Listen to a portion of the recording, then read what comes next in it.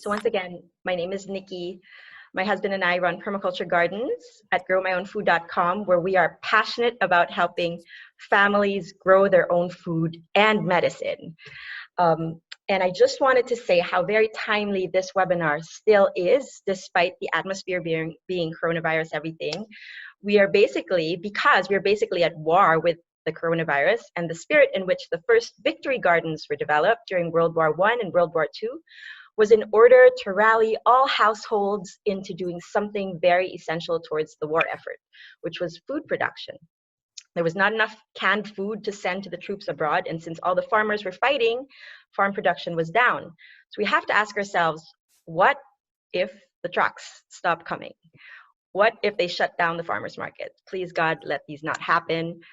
But if ever they do, we have our own backyards to be able to garden. We want to empower you to be able to do that. Now, the second reason this webinar is so timely and that we are so grateful to Jess Walton from Green America for presenting tonight is that the origins of coronavirus are likely from ecological habitat destruction and sanitary and often inhumane methods of animal farming that have caused these animals to be stressed and diseased when they come to market. Scientific American has an article entitled, "What Could Warming Mean for Pathogens Like Coronavirus?" So in that article, they tell us research related to other illnesses suggests that the risk of pandemics is growing as rising temperatures ignite animal migrations and other changes. Green America's Jess is here tonight at this very opportune time to encourage us all to grow our own food to help climate change, to fight the negative climate that coronavirus brings with it. Jess is the food campaigns manager at Green America, where she works primarily on climate victory gardening, a program that encourages people to garden for their health and the health of the planet, the topic of today's webinar. She lives, as she mentioned, in the desert of the Southwest, where she grew up watching her mother garden and keeps chickens, where today she gardens under sometimes tough situations. It's dry there, the seasons are short, the sun is intense, and the deer are formidable foes. She has worked on agricultural projects as a Peace Corps volunteer in West Africa. So she has a big heart, and she's grown food on both coasts of the US, in California and in Washington, DC. She also, where she studied agricultural issues in grad school. She loves being outdoors in nature. Her main mode of transportation is riding her bike and traveling to new places. So open up the chat window on the side of the screen and let us know if you've just come in here, where you're calling from, where you're listening in from or attending, and whether you garden now or you're interested in starting one. There'll also be an option to interact and engage in the chat throughout the presentation, like I mentioned earlier. Type in your questions as they come to mind so we have that record of it. We'll try to answer them. Some of them we will try to answer on the fly because Dave and I are also gardeners, so if they're like basic gardening questions. But then the ones that are more geared towards climate change, we will definitely reserve till the Q&A at the end. And if you stay till the end, we have a prize or two for people who listen deeply. So take your notes and answer the quiz questions, that one quiz question that Jess has at the end of the webinar. So Jess, without further ado, sorry, here you go. Take it away. Thanks for being here, and I'm really excited to talk about gardening and this huge potential for change that we have on so many levels. And when I'm talking about levels, I mean like very quite literally, because we're going to cover everything from tiny soil organisms today and at the soil level all the way up to the climate of our entire planet basically in the next half hour. So we'll get started. I'm going to focus a lot on the climate. 70% of Americans are worried about climate change, and half of Americans feel totally helpless in the face of a climate crisis. So, but I personally love knowing that my garden can move the dial a little bit on this problem, and this problem that can otherwise feel, enormous and overwhelming. And just like Nikki said, I just want to acknowledge up front also that, of course, coronavirus is also enormous and overwhelming, and it's definitely at the front of all of our minds. And like she mentioned, I just want to comment about how, gardening has so many health and stress benefits, and it helps get us outside and, take advantage of this ability to provide for ourselves and our communities too. So I hope that you come away from this webinar with some optimism, and thanks for being here.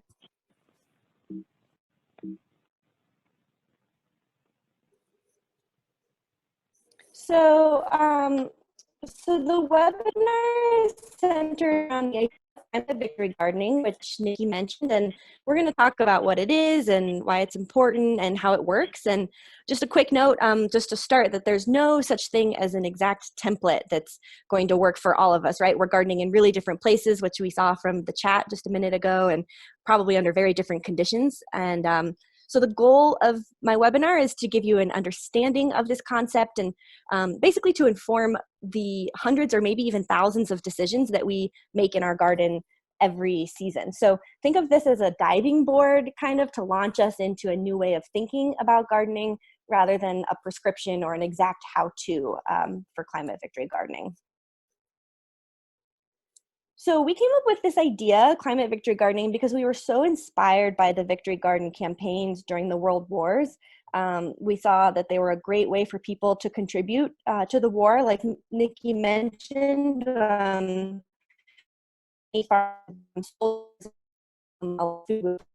the front lines to support troops. And just another opportunity to hop into the chat. You use the chat, let us know if you remember having a victory garden, maybe as a child, or if you have a parent or grandparent who had one. And especially right now as we're social distancing and maybe just having phone calls or video calls with family, this could be a great time to ask about it if you don't know. There's probably some good stories there.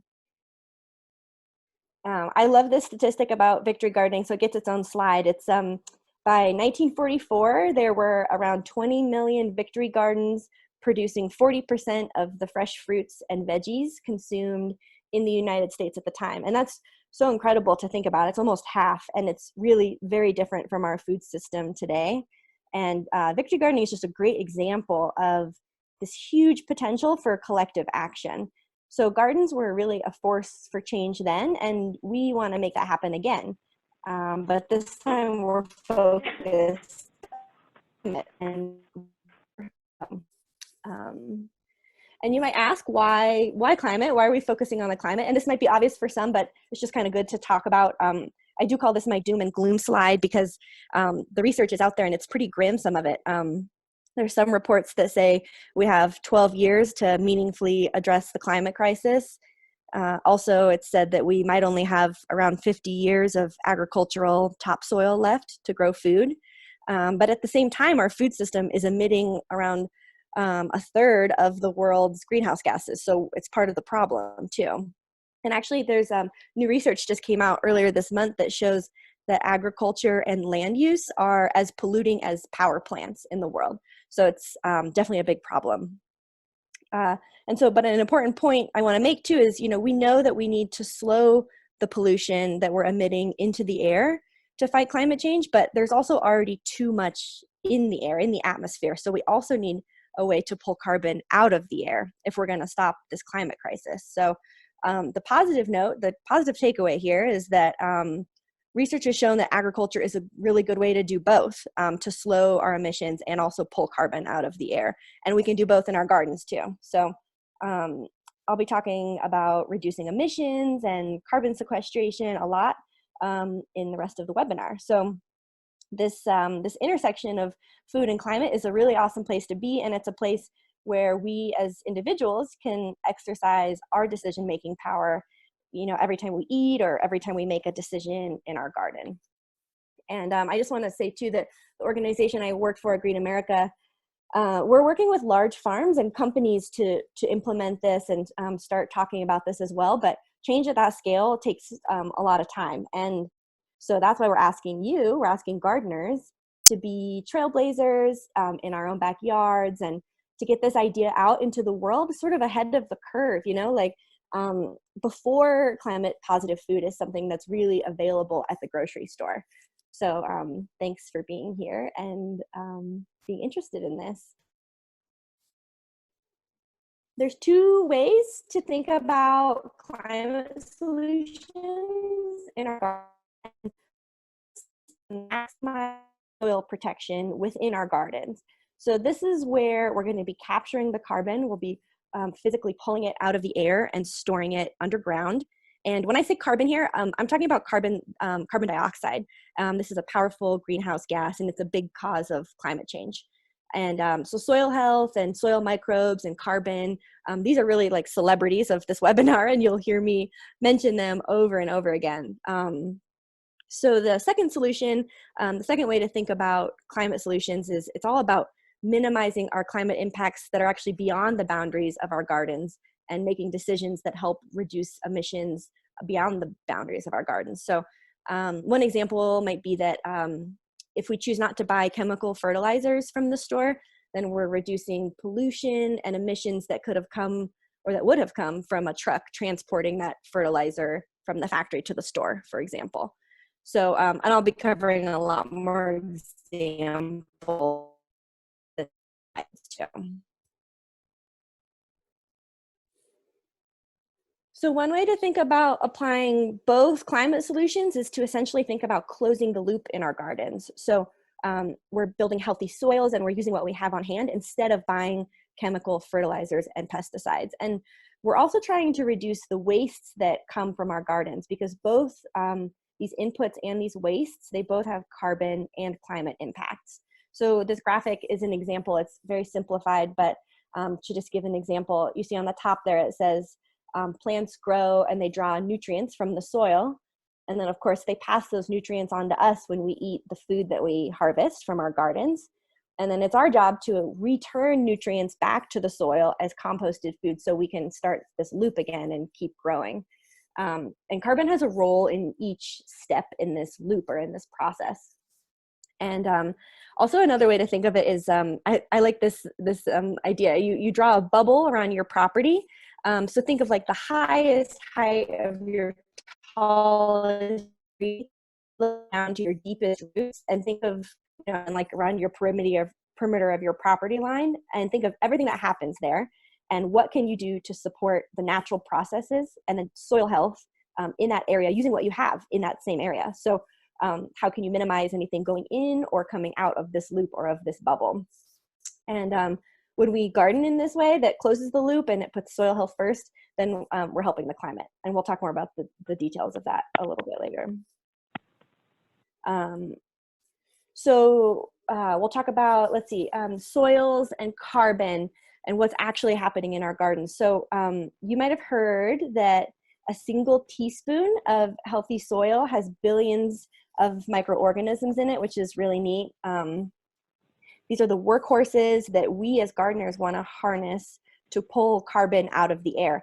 And I'm going to use words, the words microorganism and microbe interchangeably throughout the talk. And when I say that, I just mean like all the life in our soil.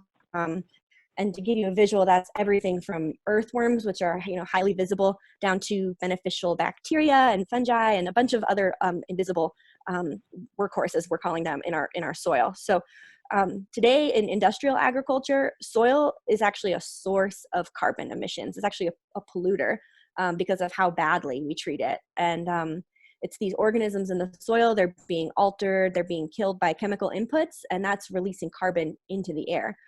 But under good management, the soil and these microorganisms, they can hold huge amounts of carbon. Carbon's actually the largest soil is the largest carbon sink in the planet behind oceans. So we just have to grow food the right way, and then our soil can really work with us in this climate solution instead of being a source of carbon that goes into the atmosphere. So how do we get carbon from the air to the soil? And the answer is through plants. And this is something plants do naturally. And this slide, we're going to get a little technical, so stay with me. You definitely don't have to be a scientist to be a climate victory gardener, but understanding some of these basic science principles are going to help us make the best decisions in our garden for the climate. So scientific explanation, I'm doing my best to connect it to something that we've maybe all seen or experienced in our gardens to kind of bring it down to earth again. So right now we're zoomed in really close to talk about how plants actually grab carbon from the air. And after that, we'll zoom back out to talk about the practices that we as gardeners can actually use to encourage plants to do this carbon sequestration. So Nikki said that I would be asking this question at the end, but I'm actually going to ask it right now. So it's about this slide. It's about this image. It might look familiar, but the last time you saw it might have been in grade school, and I think they teach it in maybe 6th grade right now. So if you know the name of this process, I'm going to talk about it for a minute to give you a chance to write it down, but post it in the chat. And it's a long word, so it might take a minute to write it down and get it spelled right, but yes, we will have prizes for the people guessing, and Nikki will talk about those at the end of the webinar. So this is how plants grow. So they are using the sun's energy, and they're plus water, plus carbon dioxide. And they're using these materials to create sugars. So plants are taking carbon dioxide out of the air and creating food for themselves, right? So, and the food they're making is a carbohydrate. And a carbohydrate, it's probably a word we all know. But if you look at it closely, the root word, the base word is carbon, carbohydrate, and carbon. So they're using this to grow themselves and then also to feed the life in the soil, because the life in the soil is providing these plants with nutrients. And then the last step of this process is plants are releasing oxygen as a byproduct. And so this is why humans are able to exist on Earth. It's because plants create fresh oxygen for us, so they breathe in carbon dioxide and out oxygen. So I'm not going to look at the chat because I'm going to stay on my presentation here, but I'm hoping someone guessed the name of this. And I'm going to reveal the answer on the next slide here. So the answer is photosynthesis. I hope that that came up. And I just want to say that all gardeners know about this process intuitively, even if they don't know the name for it and they don't know all those steps. If we just think about it intuitively, plants need sun, they need water, air, they need soil. So the carbon elements that might be new to folks. And carbon. So carbon is something that we might think of as bad because we associate it with our changing climate, but it's the basic building block for all life. In the atmosphere, as carbon dioxide, carbon creates a greenhouse effect. It heats our planet, and we that's contributing to climate change. But plants are using the same carbon to create cells, and they're growing themselves and feeding those microorganisms in the soil that support them. So it's the carbon that goes into the soil through plants and through photosynthesis that has the biggest potential for creating change at the atmospheric or planetary level. So, and those billions of microorganisms I mentioned, you might get sick of hearing me talk about these little creatures, but they represent 1/4 of the Earth's biodiversity, so they're really very important. And this is where we want to get the carbon down to these microorganisms, because it's most likely to stay underground, and it's where it's also most likely to help our gardens grow and flourish. So again, you don't have to be a scientist to know this. Gardens are really well acquainted with carbon in healthy soils, but a gardener might recognize it as organic matter, maybe the crumbly texture, or a rich earthy smell that comes from a healthy soil. So from this, we learn that soil health is both integral to addressing the climate crisis, but also for having a successful garden. So it's a win-win solution for us here as gardeners.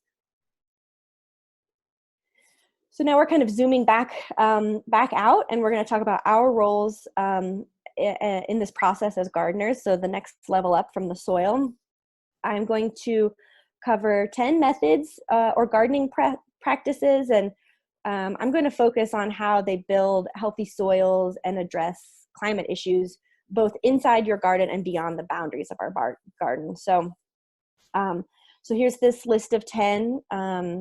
If you're not sure of how to do any of these practices, I'm not going to be telling you how to do them specifically. And really, because we are gardening all over the country, it's really best to find localized advice. And so I'd suggest reaching out to your Master Gardeners programs or extension agents, or Nikki at Permaculture Gardens. They have great resources too. I personally, I'm a millennial. I use the internet quite a lot. So I might search, best perennials to plant in Colorado, or how do I compost in zone 5 or something like that. So there's a lot of great resources out there. And I just want to also clarify with these methods that we don't expect everyone to do all of these things. There are definitely ones that are easier to do than others, like just covering your soil and not using chemicals. But a lot of these might really depend on where you're gardening. But really, chances are, if you are already a gardener, you're probably already doing some of these things. So if you want to use the chat and let us know which ones you're doing, I'm going to go through pretty quickly, like each method, and just talk about their role in the climate solution. But let us know what you're doing as we come through them. And some of these will take more preparation than others, some of these methods. So again, if you find yourself stuck at home, this is a great time to plan. So, like building a compost bin, or, figuring out where the best part of your yard to plant a perennial might be. Now is the time to do that research, especially to plan for this coming spring, which starts in a few days. Okay, so I'm going to start at the top here. So in no particular order, but we're just going to start really simple with growing food. So we say, when possible, grow food plants instead of grass or ornamentals. And I think lots of veggies are really pretty too, but when we grow food, there's climate benefits, because these plants are pulling carbon out of the air, just like we saw in the photosynthesis slides. And they're also reducing emissions from other parts of the food system. Like we mentioned, trucks maybe moving food from farms to the grocery store. And when we grow food in our food down, whether any synthetic pesticides or fertilizers were used. And if it's in your yard, hopefully not. So next, keeping the soils covered. And I think this is the most important step in improving soil health. And when I say keeping soils covered, I mean very physically covered. And there's lots of ways we can do this by adding different types of mulch, planting cover crops, or even allowing weeds to grow strategically in our garden if they don't interrupt, the flow of your gardening. So when we cover the soil, we don't have to water as much because it's not as exposed. This is reducing erosion. It helps us keep our topsoil, and it's protecting those microbes in the soil. That's the most important thing. So these microbes are better able to keep the carbon underground. And we're also reducing emissions beyond the boundaries of our yard, because by using yard wastes that would otherwise emit methane as they decompose in a landfill, we're using them in a productive way on our property. So this is a good example of how we can use one method to both slow down emissions by drawing carbon into the soil, and also slow down emissions from beyond our boundaries, and then also pull carbon down into our soil at the same time. So keep your soils covered. Composting, I think this is one of our strongest tools in building soil, and it's something that everyone can do. And pop into the chat, let us know if you're composting. So when we compost, we're taking organic materials and we're exposing them to the microorganisms that I keep talking about. And by doing that, we're creating a strong fertilizer. We're building soil communities, and this can even make the food that we grow more nutritious. So again, we're reducing emissions from landfills by not sending our wastes and our scraps there. And by not buying store-bought fertilizers, we're also eliminating the emissions that are associated with the mining and production and transportation of these commercial products. So compost feeds life in the soil for long-term benefit, and that's something to really think about is long-term. And these happy microorganisms are keeping carbon underground, and they're really stabilizing it in the soil and using it to build their own cells for growth, just like plants do in photosynthesis. And that's how they're able to really keep it underground there. We want to also encourage biodiversity. It's really important, but a lot of folks might just think of what they can see, but we want to also talk about below ground. So think about building diversity in your crops and your soil. Diverse plants support diverse soil life, and then they make our gardens beautiful, I think. And it also helps us diversify our diets, which is good for us. It creates habitat for pollinators and beneficial insects, and it helps balance ecosystems, and it can keep pests in check too. So compost, like we just mentioned, that's a great way to increase diversity in your soil. And also think about root diversity of the crops you're growing, because we want to feed the organisms in the soil at different levels so they can store carbon throughout the different levels of the soil. So this, this picture just has him with carrots and lettuce, and obviously those are like very diverse and different root structure. It's just kind of one visual way to think about diversity. Diverse soil life is more likely to keep carbon underground, and it reduces the need for things like pesticides and fertilizers. Number 5, plant perennials. Big permaculture is awesome. It's also a really great way to add diversity to our gardens. Perennials include things like trees and berries and a lot of herbs and maybe even asparagus. There's so many perennial plants out there, but what grows as a perennial where you are really just depends on where you live. But the whole idea with perennials is that you plant them once and they grow for many seasons, which this is great for you because it's less work as a gardener, but it's really good for our soil too, because it means that the soil isn't being dug up and disturbed as often as an annual plant that we have to replant once or many times in a season. So with less soil disturbance, the microbes in the soil can just do their job better. We're just not, messing up their lives and kind of just letting them do what they do best and hold on to carbon. Perennials also have deep roots, like we were just talking about. So they could in some cases store carbon farther underground, and they often do also require less like inputs because they're hardy and they are more able to access nutrients deep in the soil, and they're just more established in general. So these are a great addition to any garden. So ditching the chemicals, here we're talking about, when I say chemicals, I mean synthetic, chemical-based, store-bought herbicides, pesticides, and fertilizers. So these kill beneficial organisms in the soil, and as you've probably caught on by now, the more organisms there are and the happier they are, the more likely they are to hold carbon in the soil and keep it out of our climate, out of our atmosphere. So instead of chemicals, we can fertilize with compost, which we just talked about and which we saw in the close the loop slide. We can do things like planting companion crops and using integrated pest management to not use pesticides and fertilizers. So also the production of these chemicals, it creates emissions at their source, at the factory, but there's also great potential for localized pollution and safety hazards in our own gardens and backyards, and we can just avoid all that by not using them. Okay, animals. Does anyone have any animals? This is kind of a fun one. So animals are a great way to lessen our need for chemical fertilizers and pesticides because things like chickens and goats, they can help keep down pests and weeds, and they provide natural fertilization. So if you can't have animals, I completely understand. A lot of places, if you live really urban or if you're a renter, that's not always a possibility. But if it's not possible, you can consider adding manure to your compost.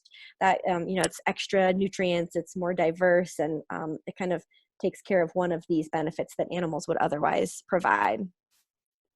Animals that you could consider that you might not have thought of are worms.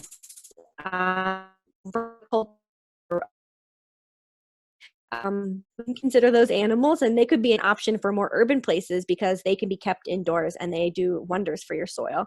So, but just remember, you're still making a big impact if you're gardening and you're not using some of these methods, like if you can't integrate animals into your yard or garden. Okay, using people power and not mechanization. So here I'm talking about reducing fuel dependency and decreasing emissions. So by doing things like hand pulling weeds and digging beds with shovels and using rakes and push mowers even instead of gas powered alternatives. This is really hard work, of course, when we garden by hand, but we're way more likely to notice the details and make choices that protect our soils when we approach things in a slower and kind of more attentive manner. And I have people ask if this matters a lot. And so I found a statistic recently that running a gas-powered leaf blower for just 1 hour is equivalent to driving a new Toyota Camry over 1,000 miles. So 1 hour of leaf blowing over 1,000 miles in a car. So they're just not regulated. And so we have emissions coming from this mechanization. And so, little efforts like not using tillers or blowers or mowers can really make a huge difference. Crop rotation, this confuses pests and it helps us balance soil nutrients. So as many gardeners probably know, plants suck up different nutrients and from different levels of the soil. And so rotating helps ensure that we're not depleting our soils. And an example that I like to point to is tomatoes. We call those heavy feeders. They need a lot of nitrogen. And so it's really good to grow plants that actually add nitrogen to your soil, both before and maybe even after you plant tomatoes. And nitrogen fixers are legumes like peas or beans. I'm curious if anyone has used this method in their garden, or maybe they can try it this year. So adding nitrogen through plants actually means we're not buying chemical fertilizers to balance our soil. And balanced soil, happy soil, been better. So to do this well, I think to rotate crops, we have to keep records to make sure we're not planting in the same pattern year after year. And certain parts of our garden might be more ideal for some plants than others, but making an effort to rotate is really valuable. And that brings me to this last method here, number 10, getting to know our garden. And that's all about record keeping and also testing our soils. Record keeping, you can do it the way that works best for you. Some people will just snap a photo with their smartphone. People will sketch it out. You don't have to be an artist, or you can make a list, or there's a lot of apps out there actually as well if you're more technically inclined. And on this slide, this is a quick sketch I did last season, just to make sure I was giving my plants enough space actually in the place I was planting. But I'm looking at it this season and I'm realizing it'll be really helpful for when I'm planting to make sure that I don't put those tomatoes or that zucchini in the same exact place as I did last year.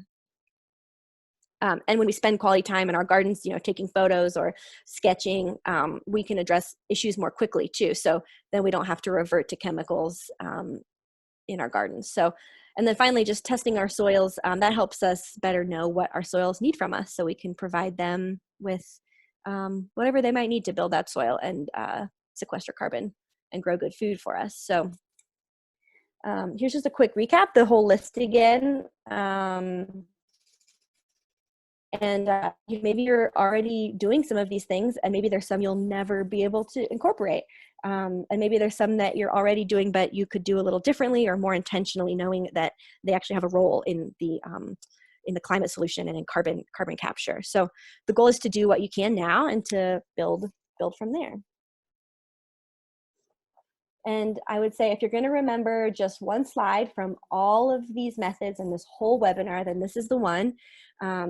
If you want your garden to be a part of the climate solution, then do what you can to maximize soil protection, like all those methods just talked about, and minimize your store-bought inputs. So I just actually read a great quote recently that said, gardeners are supposed to be producers and not consumers, consumers of store-bought inputs. So I think this is a great way to think about minimizing the things that we're purchasing and still growing and creating our produce. So when I'm making decisions in my garden, I ask myself, is this protecting my soil when I make a decision? And then how can I harness a natural process to accomplish this task instead of maybe purchasing something to help me in this task? So if you're still with me and you're ready to take all this on, that's great. I'm really excited about that. And you might ask, how do I know it's working? If I've done all these methods, how do I know that I'm fighting climate change with my garden? And I have two answers here. There's two ways you can kind of test this.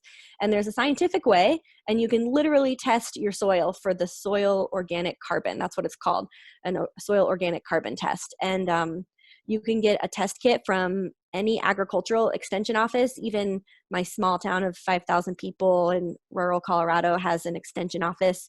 You can sometimes get them from local garden stores, or again, a quick Internet search can help, and I can send some resources in a follow-up email too about that. But the tests are affordable, and now is actually a really great time to test. So if your ground is thawed, you can test your soil and not actually disrupt your normal gardening process. So you could test now, and then you could use these methods that we just talked about. And I'd say for at least one season, or, change takes time, and every season you'll be sequestering more carbon. So maybe wait several seasons before testing again and look at your soil organic carbon levels. And if those have increased, then that's a good sign. So the other method is a free, more intuitive method, I would say. And that's just to look at the health of your soil. So you can combine these two, the scientific and the intuitive methods, and you probably would anyway. But with this more intuitive method, you'll see actual life, like insects and earthworms in your soil. And you might even see tiny bits of organic matter. The soil should clump together really easily. And again, it'll have a rich color, it'll smell good, and it should absorb water quickly, whether that's from rain or as you're watering your garden. That all indicates that you have a good or a high level of organic carbon in your soil.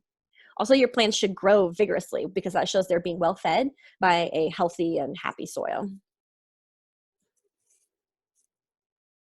Maybe tell us in the chat which you think you're more likely to use, the scientific or intuitive, because I think it's really different personalities that might choose one or the other. I do both, but I have tested my soil, so. And so how can we amplify our impact? I'm talking a lot about growing soils. I'm talking a lot about growing food. But I think it's really important to mention that we can grow community too. And that can be on a large scale, or it can be neighbor to neighbor. I spoke with someone right at the beginning of the call who might be growing food in his neighbor's backyard. So that's just a great way to grow community. And the victory gardening movement of the 1940s, it was so successful because it was collective action, and it was communities coming together to support one another. And similar today with the coronavirus and the social distancing, you probably have gotten the sense that community is really very important. So think beyond the boundaries of your garden and where we might be able to increase the resilience of our local communities. And I would say both in the face of the climate crisis and now in pandemics as well. So food is a really great way to do this. There's around 1 in 8 people in the US are food insecure. And, with all that's happening right now, that number could very well increase. So this means they don't have reliable access to enough food that's affordable and nutritious. So right now, that's around 37 million people in the US. So odds are we likely know someone in this situation, or we might be in this situation ourselves. So we can really play a role in this issue and amplify the potential for our gardens and for the potential for good by sharing our food and creating and supporting community gardens or school gardens or gardens that might be in publicly accessible areas for folks. And we're already seeing a lot of this community focus in our climate victory gardening campaign at Green America. Right now we have registered around 2,300 gardens, and they're committed to climate solutions. They're committed to using the methods that we just talked about in this webinar, as many as they can in their gardens. So these gardens are all around the country, and they range from tiny little urban balcony gardens to huge. Right now, the gardens cover around 3,600 acres. And so we did some number crunching and some calculating to kind of try to get an impact number. And we're estimating that over the next 10 years, these gardens will be able to capture carbon at the equivalent of taking over 70,000 cars off the road for a year. So there's really tangible change there. And the more methods we use, the more potential for change. And the more gardens we add, the more potential for change. So our goal is to double the number of gardens by the end of the year. And we hope that those on the call will join us if you haven't already.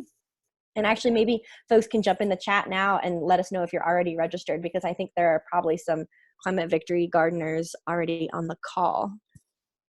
I hope so anyway. So here's how you join. I'm going to leave this slide up basically for the rest of the time we're chatting. So don't feel like you have to rush, but this link will you can go and register here, and you can add your garden to this map that you can see. If you're in any of these states that don't have a lot of representation, especially, you should register. It's free to do. We just ask for your location and which of the methods that you're using from this webinar. And you can always change that, and as you adopt more methods too. So this website, you can also access a lot more resources and other information about gardening and climate solutions too. So like I said, I'll leave this up, and I hope that was helpful for folks. And I know we had questions come in before the webinar, and I'm guessing maybe some during it as well. So I'm going to hand it over to Nikki and Dave so we can make sure we get folks' questions answered. Yeah, we got quite a few questions, Jess. Okay. I can hardly keep up, and I think they're still coming. So I'm glad this automatically saves the whole chat. Oh, that's great. But we'll start with the ones that, thank you so much, first of all, Jess. And I'm going to do something really crazy. But if you guys, in 2 days is Jess's birthday. So if you guys want to unmute yourself for like a hot minute to just sing happy birthday, I will lead the birthday song, and we can all read her happy birthday. 1, 2, 3, go. Happy birthday to you. We all have Happy birthday to you. Happy birthday, dear Jess. Happy birthday to you. That was beautiful. All Thank right, you. all right. Mute yourselves again so that there's no interference. Thank you. Love it. There you go. And remember her in 2 days when you wash your hands, singing happy birthday. When you do the twice while you're washing. And the first day of spring too, right around the corner. And exactly, it's the first day of spring. So Jess, thank you so much. That was a wonderful explanation of how impactful our gardening activities are.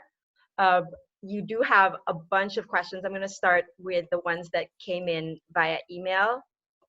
And they are first.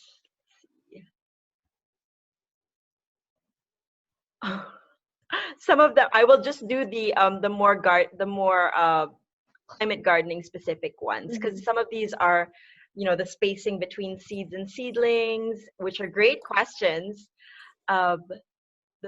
Yes. So here's one. I'm not exactly sure what you will cover, and I'm here to learn, but my biggest gardening challenge is to fend off deer, rabbits, chipmunks, and insects. Can I still have a climate victory garden? Odette. Yeah, that's from Odette.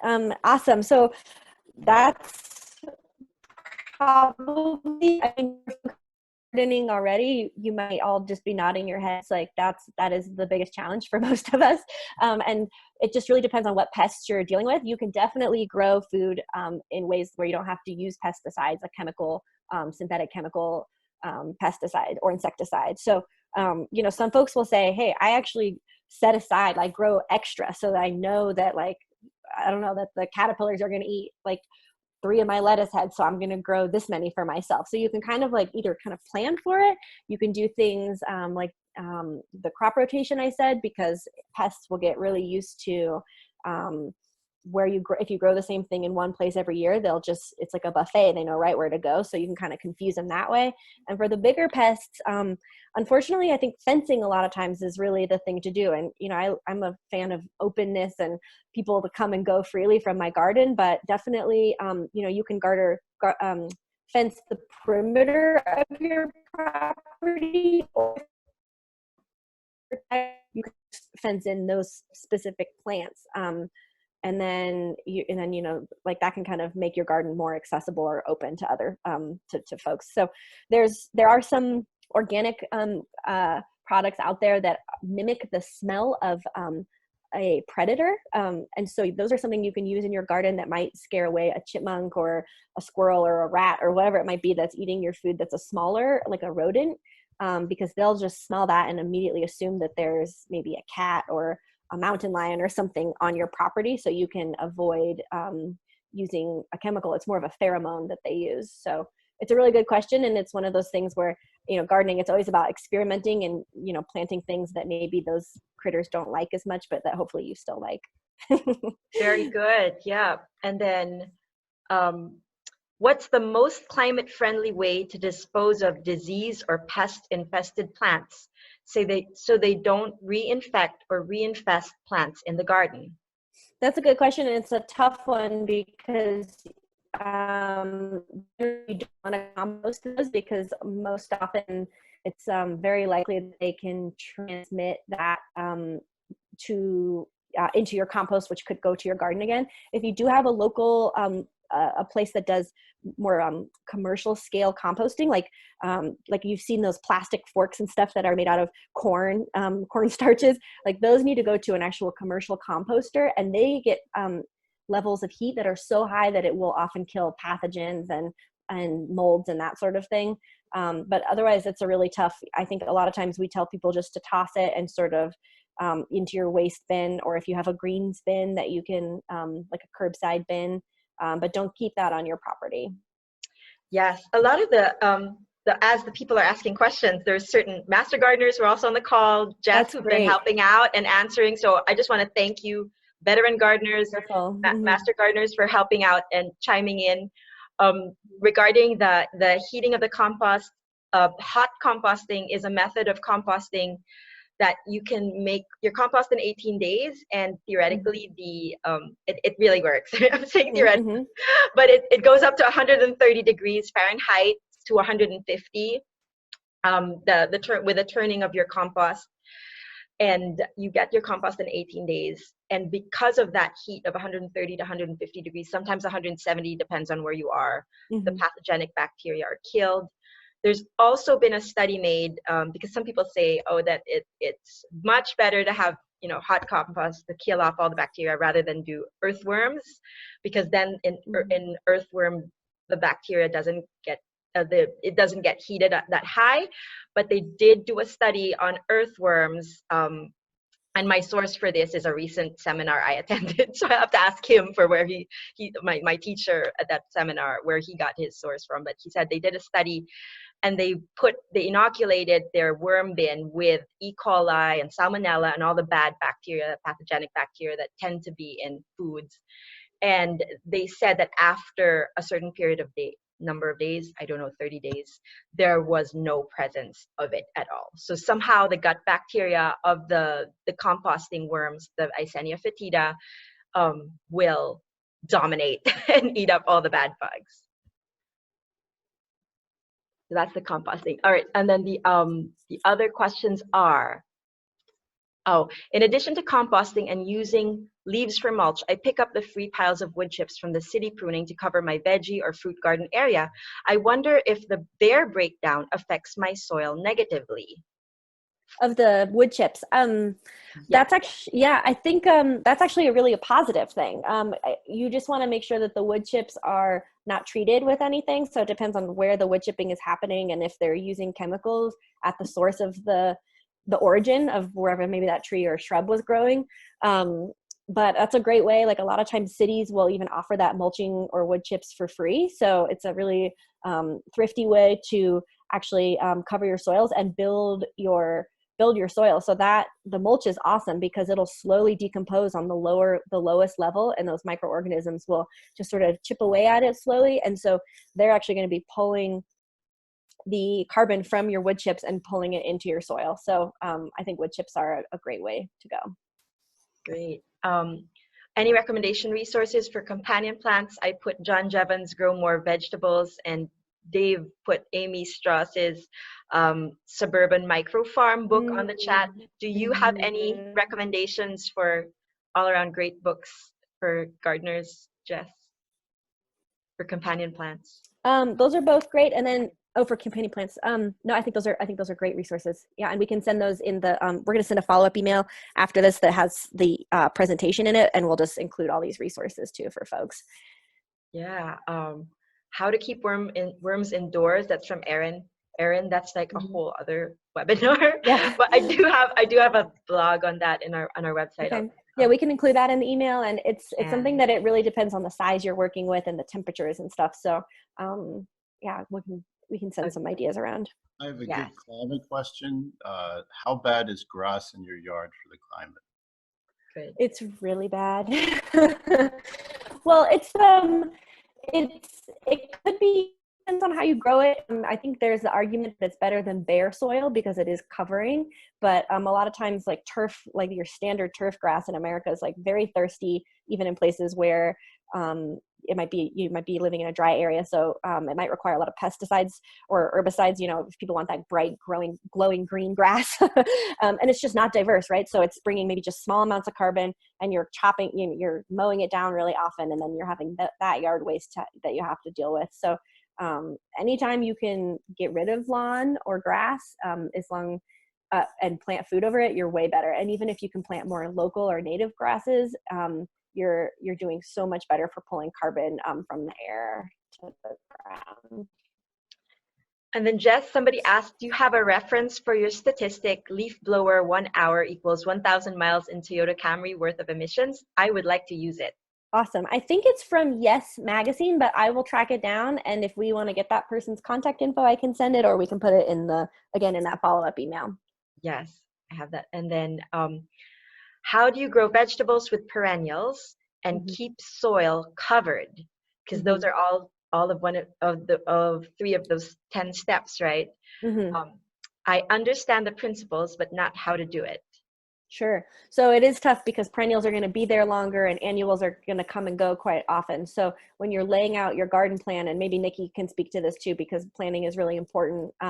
You can plant your perennials in areas where they will be on the periphery, or they might be in areas that aren't going to be as disturbed when you're planting and removing your annuals. And keeping soil covered, that's something, if you have mulch, or you might use straw, or you might have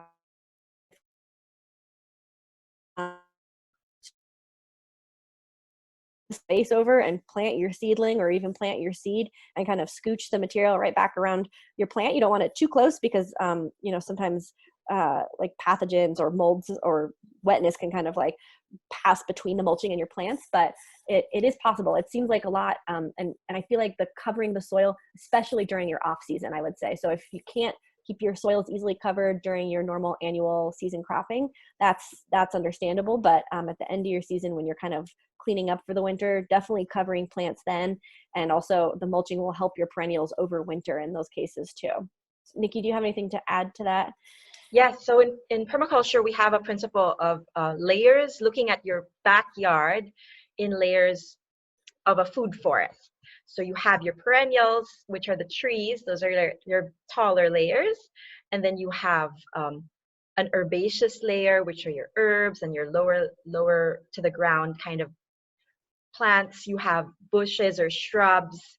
You have, and this is just looking at the physical space. You have ground cover, which will like help protect the soil, and you have your root crops. And then there's several layers. I mean, there's more than 7 layers. If you look into it, you'll see 7 layers of the food forest. And then some people will say there are 9 layers. And honestly, there are like as many layers as you can find niches for in space. And the idea is to use up the physical space in your garden, to optimize that physical space. And the only way that you're going to be able to do that is to really go outside. And Amy Strauss, whose book we were recommending there, tells us, like, if you have 15 minutes, or take 15 minutes, you don't even have to do it the whole week, Monday to Friday, to do your garden work. 7 of those 15 minutes has to be observation. And so go out there and just meditate and be with nature. Take your notebook, take your sketch, your pencil, and your camera, your phone if you want to, and just draw what you see, and just look and notice what those things are, where the gaps are, what you can possibly fill them with, and nature will speak to you. So those are great for those who are, because I know somebody said that they were they had a lot of experience, but then they just needed to get going this this year with planning. So hopefully that'll help spark planning. I love to look at my plants and drink coffee.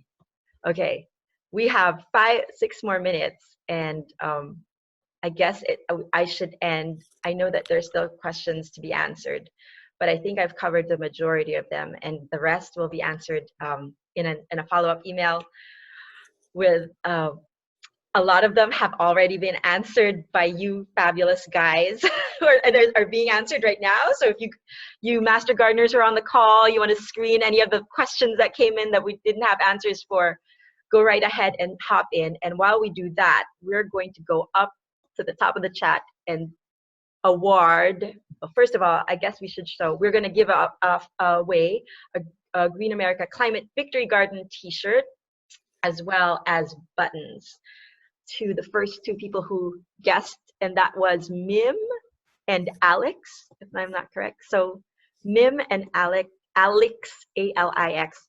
If you don't mind, please email us, Dave and Nikki, so we can ask for your mailing address, and then we'll send you that, care of Green America. Thank you so much for being here once again. And we hope that you guys can definitely register your garden to be a Climate Victory Garden. That way, like united, we can change the climate right in our backyards.